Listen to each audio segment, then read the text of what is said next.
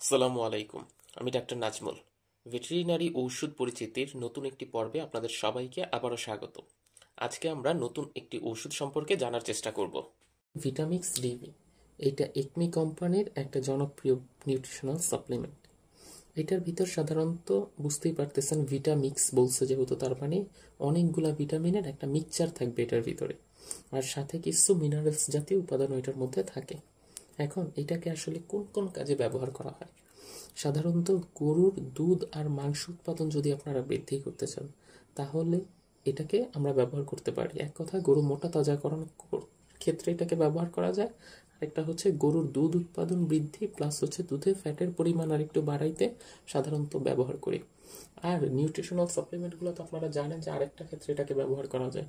সেটা হচ্ছে কোনটা, যে প্রজনন সংক্রান্ত যেই সমস্যাগুলো থাকে, হিটে না আসা, সহজে হিটে আসলে কনসিভ না করা, এই ধরনের সমস্যাগুলো সমাধানেও এটা সহায়তা করে।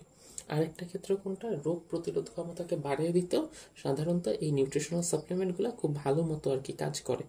তো এই সবগুলা ক্ষেত্রে এই ভিটামিক্স ডিবিটা খুব ভালো কাজ করে। এবার চলুন এটার প্রয়োগ বিধি এবং মাত্রাটা সম্পর্কে জেনে নিই। এটা একটা হচ্ছে ডব্লিউএসপি সম্পর্কে আপনারা আগেই জানেন যে ডব্লিউএসপি জাতীয় এগুলো ওই যে স্যালাইনের যে প্যাকেটগুলো থাকে ওরকম টাইপের প্যাকেটের মধ্যে থাকে। তো এইগুলাকে মুখে খাওয়াইতে হবে।